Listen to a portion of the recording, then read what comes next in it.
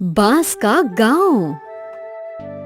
रनकपुर एक बहुत ही खुशहाल गांव था।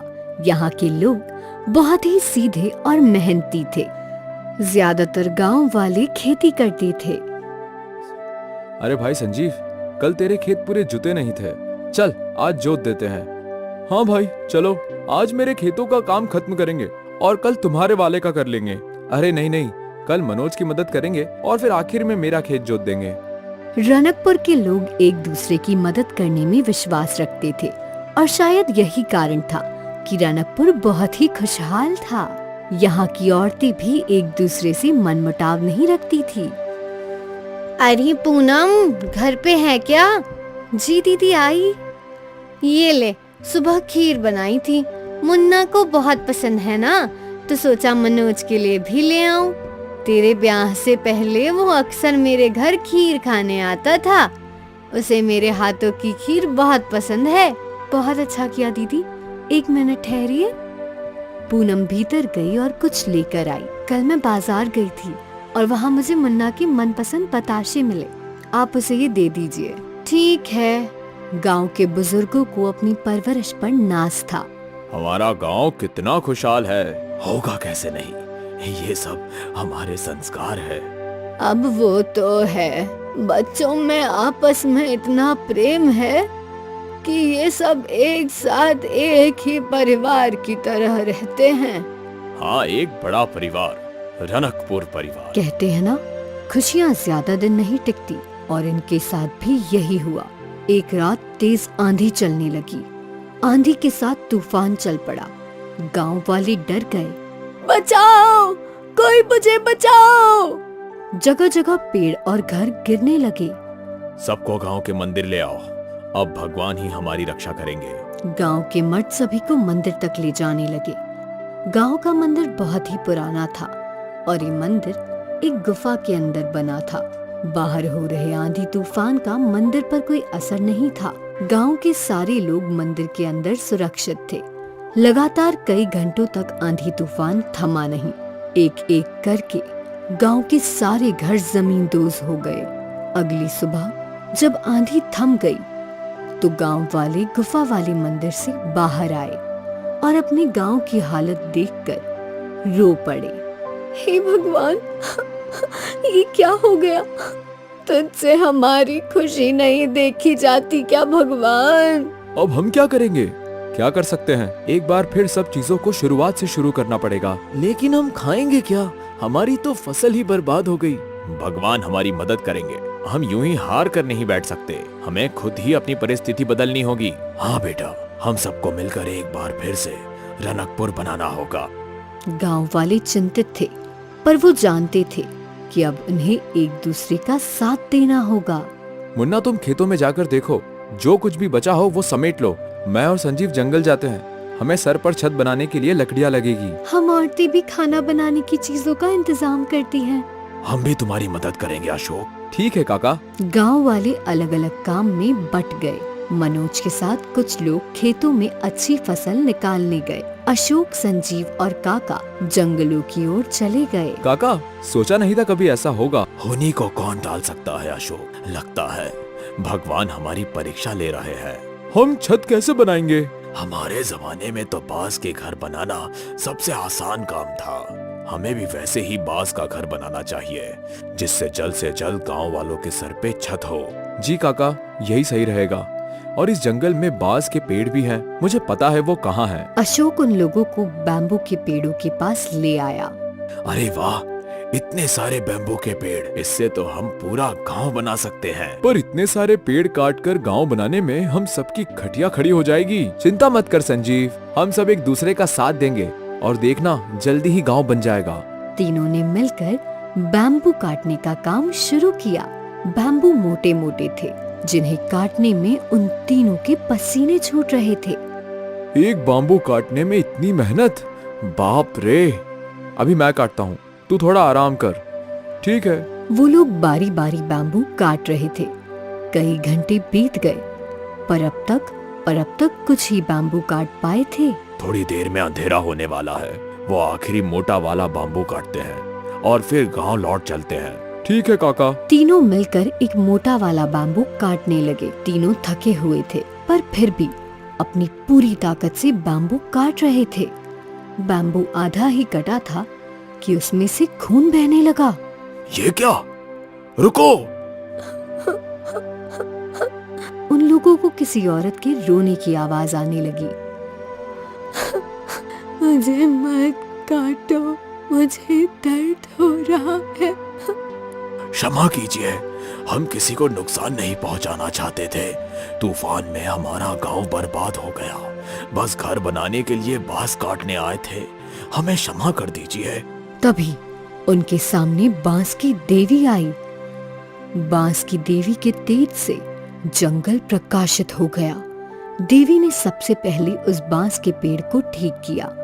खून बहना बंद हो गया और रोने की आवाज भी थम गई। क्षमा कर दीजिए देवी, हमें पता नहीं था। रोने की आवाज सुनकर तुम लोग थम गए। इससे तुम अच्छे इंसान हो ये साबित होता है। ये कोई आम बांस का वृक्ष नहीं है, बल्कि ये जादुई बांस का वृक्ष है। जब तक ये वृक्ष इस जंगल में है, इस जंगल का संतुलन बना रहेगा। अच्छा हुआ हमने इसे पूरा नहीं काटा, वरना हमसे बहुत बड़ा पाप हो जाता। वैसे तुम इस जंगल में क्यों आए हो? कोई कभी यहाँ बांस काटने तो नहीं आता? हमारी मजबूरी है। कल रात के आंधी तूफान में हमारा गांव तहस नहस हो गया। रहने के लिए सर पर अब छत नहीं है, इसलिए हम बांस की लकड़ियां लेने यहाँ आए थे। मैं तुम्हारी ये समस्या सुलझा सकती हूँ। तुम्हें जितनी बांस की लकड़ियाँ चाहिए, वो हर दिन सुबह तुम्हारे गांव के बाहर तुम्हें मिलेगी। पर तुम्हें मुझे एक वचन देना होगा कि तुम इस जादुई बांस के पेड़ और इस जंगल के रहस्य के बारे में किसी को नहीं बताओगे। हम वचन देते हैं।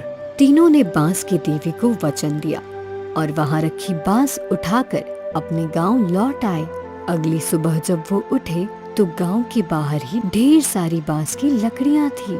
इतनी तो हम भी नहीं काट सकते थे। धन्यवाद बांस की देवी। और फिर गांव वाले मिलकर बांस से घर बांधने लगे। सभी लोग एक दूसरे की सहायता कर रहे थे। ये लो दादी माँ, तुम्हारा घर तैयार है। भगवान तुम लोगों का हमेशा भला करे बेटा। एक एक करके सभी के घर तैयार हो गए। गांव वाले बहुत खुश थे। सोचा नहीं था कि समस्या से इतनी जल्दी उभर पाएंगे हम। ये सब सारे गांव वालों की मेहनत से हुआ है। उस दिन गांव वालों ने उत्सव मनाया और फिर अपने अपने घर में जाकर सो गए। रात को फिर से तेज आंधी बहने लगी और तूफान भी लौट आया। हे भगवान, ये क्या अनर्थ कर रहा है? एक बार फिर हमें बेघर करना चाहते हो क्या? हे भगवान, क्या ये बांस के घर इस आंधी तूफान को झेल पाएंगे? मुखिया जी ने घर से बाहर झांका तो बाहर तो तेज आंधी तूफान थी, पर बांस के घर को कुछ नहीं हो रहा था। ये कैसे संभव है? इन बांस के घर पर तो आंधी तूफान भी विफल हो गए। इसका राज बस 3 लोगों को पता था, अशोक, संजीव और काका। तूफान थमने के बाद गांव वालों ने उन तीनों से पूछा, आखिर माजरा क्या है? इन बांस के घर को कुछ नहीं हुआ। इन बांस के घरों के सामने आंधी तूफान भी फीके हैं, पर इसका राज हम बता नहीं सकते। हमने वचन दिया है। आप लोगों को बस यही बोलेंगे कि जब तक हम इन बांस के घरों में रहेंगे, हम सुरक्षित हैं। ठीक है, अब हमें चिंता करने की कोई जरूरत नहीं। रनकपुर एक बार फिर खुशहाल गांव बन गया था। अब कोई आंधी और तूफान उनके गांव को तहस नहस नहीं कर सकता था, क्योंकि उनका गांव अब कोई आम गांव नहीं, बल्कि जादुई बांस का मजबूत गांव था। अहियापुर गांव में भीमा और प्रताप ने साथ ही एक छोले भटूरे की रेड़ी डाली। भीमा और प्रताप बचपन के दोस्त थे। वो दोनों मिलकर काम किया करते थे और मुनाफा भी आधा आधा बांट लेते थे। ये ले भाई, इस महीने का आधा मुनाफा। अच्छा है, मुनाफा बढ़ता जा रहा है। दोनों दोस्त हमेशा मुनाफा बढ़ाने के बारे में सोचते थे। भीमा पैसे लेकर घर गया। उसने पैसे विमला को दे दिए। इस महीने ज्यादा मुनाफा हुआ है। बहुत अच्छी बात है। भगवान करे आपका मुनाफा ऐसे ही बढ़ता रहे। भीमा का परिवार खुश था। वहीं जब पैसे लेकर प्रताप घर गया, देख रही हो इस बार कितना ज्यादा मुनाफा हुआ है। क्या देखूं, आधे पैसे तो वो भीमा ले जाता है। सोचो, अगर पूरे पैसे तुम्हें मिलते तो तुम हर महीने मेरे लिए गहने बनवाते। पर क्या फायदा, तुम दिन भर इतनी मेहनत करो और बस आधा ही मुनाफा कमाओ। ऐसे क्यों बोल रही हो? भीमा भी तो मेरे जितनी ही मेहनत करता है। हाँ, पर रेडी आपकी, पैसे आपके और आधा मुनाफा वो कमाए। ये तो गलत बात है ना। इससे तो अच्छा होता कि आप उसे पगार देते। ऐसा तो मैंने कभी सोचा ही नहीं। कैसे सोचेंगे? आप इतने भोले जो हैं, और वो भीमा आपके भोलेपन का फायदा उठा रहा है। मैं कल ही उससे बात करता हूँ। केतकी ने प्रताप के कान भर दिए थे। वो चाहती थी कि प्रताप को ही पूरा मुनाफा मिले। अगली सुबह जब दोनों ने रेड़ी खोली, सुन भाई, ये रेड़ी मेरी है। इस व्यापार के लिए पैसे भी मैंने लगाए, तो इस नाते ये व्यापार सिर्फ मेरा हुआ। अगर तुझे यहाँ काम करना है तो मैं तुझे तनख्वाह दे सकता हूँ, पर मुनाफे में भागीदारी नहीं। ये अचानक तुम्हें क्या हो गया भाई? मेरी आंखें खुल गई है। तू मेरे भोलेपन का फायदा उठा रहा है। भाई, इस व्यापार को बनाने में मैंने कितनी मेहनत की है। तूने जो मेहनत की उसके पैसे तुझे मिल गए, लेकिन ये ठेला मेरा है। तुझे जमता है तो पगार पे काम कर ले। नहीं भाई, अब मैं यहाँ काम नहीं कर सकता। तो जा, चलता बन। मुझे भी तेरी कोई जरूरत नहीं है। मैं किसी और को नौकर रख लूंगा। ये बात सुनकर भीमा निराश हो गया। वो उदास होकर घर चला गया।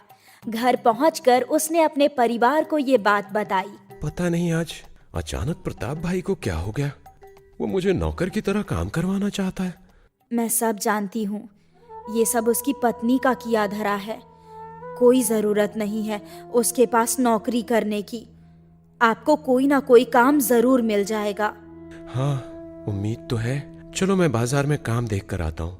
भीमा बाजार में गया और कई दुकानदारों से काम के बारे में बात की, पर किसी के पास भीमा के लायक कोई काम नहीं था।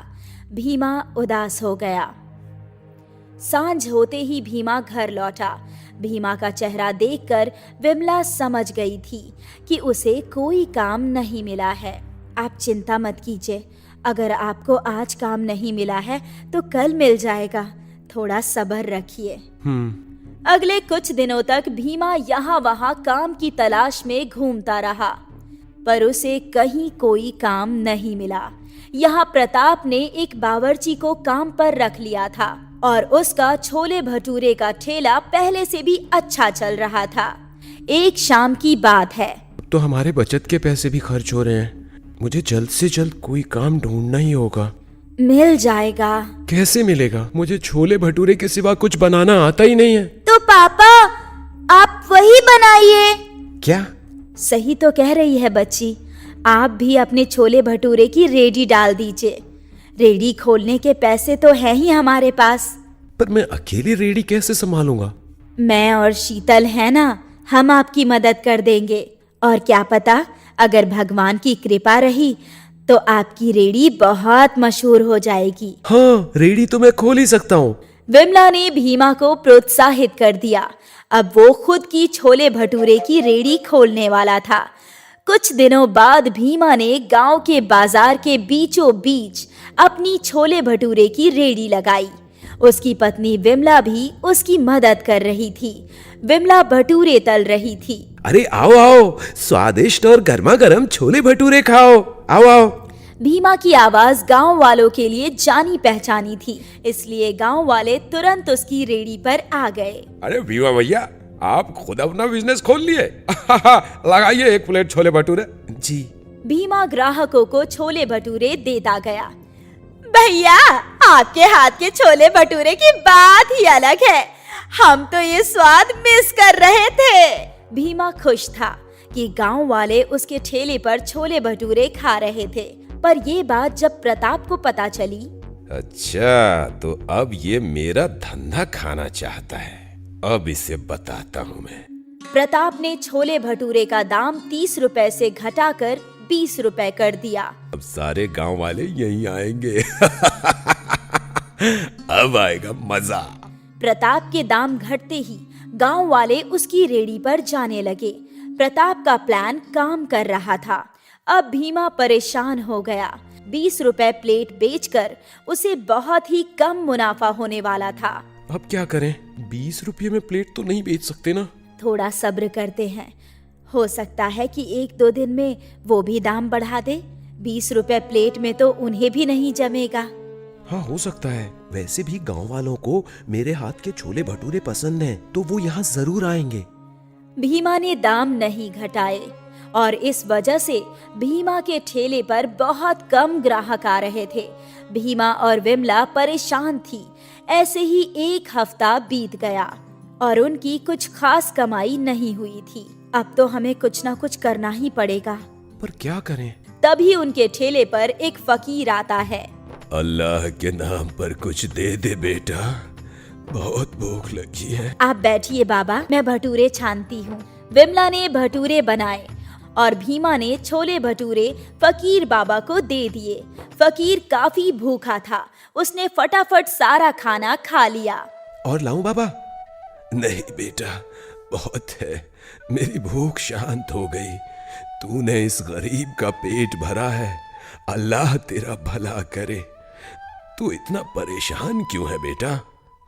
अब क्या बताऊं बाबा, गांव में एक और छोले भटूरे वाला है। उसने छोले भटूरे का दाम घटा दिया और सारे गांव वाले वहीं जा रहे हैं। मुझे लग रहा है ये धंधा बंद करना पड़ेगा बाबा। चिंता मत कर, ऐसा कुछ नहीं होगा। तूने मुझ गरीब का पेट भरा है। अल्लाह तेरा दामन हमेशा भरा रखे। ऐसा कहकर उस फकीर ने अपने बोतल का थोड़ा सा पानी तेल की कढ़ाई में डाल दिया। आपने तेल में पानी क्यों मिलाया बाबा? ये कोई ऐसा वैसा पानी नहीं है, जादुई पानी है। अब से तू जो भी इस कढ़ाई में बनाएगी उसका आकार बड़ा हो जाएगा। विमला ने एक भटूरा तेल में डाला और डालते ही वो भटूरा कढ़ाई जितना बड़ा हो गया। हे भगवान! इससे तेरी सारी परेशानियां सुलझ जाएगी बेटा। अल्लाह मालिक, मैं चलता हूँ। फकीर बाबा विमला और भीमा को आशीर्वाद देकर चले गए और बड़े बड़े भटूरे देखकर गांव वालों की भीड़ लग गई। इतने बड़े भटूरे मैंने आज तक कभी जिंदगी में नहीं खाए। भीमा ने दाम बढ़ाकर 50 रुपए कर दिए। फिर भी ग्राहकों की भीड़ बढ़ती ही जा रही थी और यहाँ प्रताप अपने नौकर पर चिल्ला रहा था। अबे, उस भीमा की तरह बड़े बड़े भटूरे बना। मालिक, मैंने बहुत कोशिश की पर बन ही नहीं रही। मुझे नहीं पता, तू कुछ भी करके बना वरना तुझे काम से निकाल दूंगा। प्रताप के नौकर ने बहुत कोशिश की पर उसके बड़े भटूरे फूलते ही नहीं थे। धीरे धीरे प्रताप के ठेले पर ग्राहक कम हो गए और भीमा के ठेले पर बहुत ग्राहक बढ़ गए। दूर दूर से लोग भीमा के बड़े छोले भटूरे खाने आने लगे। भीमा मशहूर हो गया और अमीर भी। अब उसके दोनों बच्चे इंग्लिश मीडियम स्कूल में पढ़ाई कर रहे थे।